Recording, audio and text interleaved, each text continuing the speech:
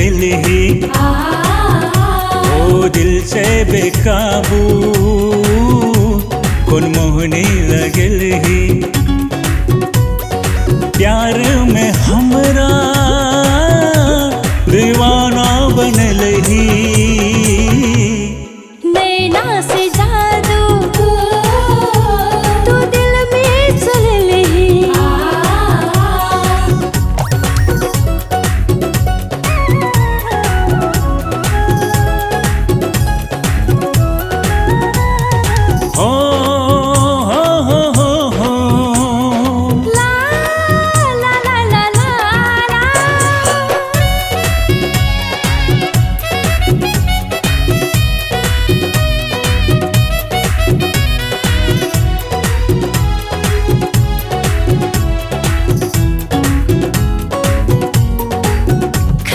चोरी कंगना सजना कथीले हमर हो कथीले हमर तोहर चंचल बानी माली छौ उमर वाली छौ उमर हो वाली छौ उमर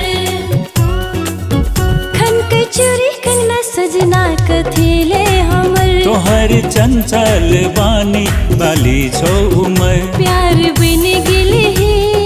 साचे बन गेल ही हाँ हाँ हो प्यार बन गेल ही यार बन गेल ही हमर दिल में तू उतर गेल ही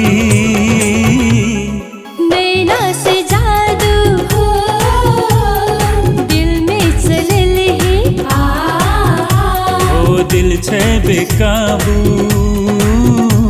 कौन मोहनी लगल ही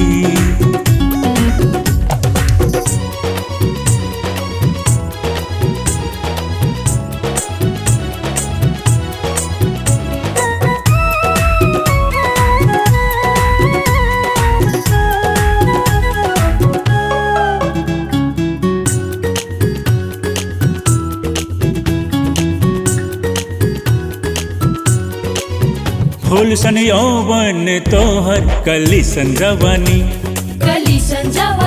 हो कली संजवानी मीठ मीठ बोली में हम भेलिए दीवानी हो भेलिए दीवानी फूल सन यौवन तोहर कली संजवानी मीठ मीठ बोली में हम भेलिए दीवानी ओढ़नी उड़ल ही दिल धर के लेही ओढ़नी उड़ल ही दिल धर के लेही प्यार बन के तू जीवन में लही दिल से बेकाबू कौन मोहनी लगल ही ओ दिल से बेकाबू कौन मोहनी लगल ही प्यार में हमरा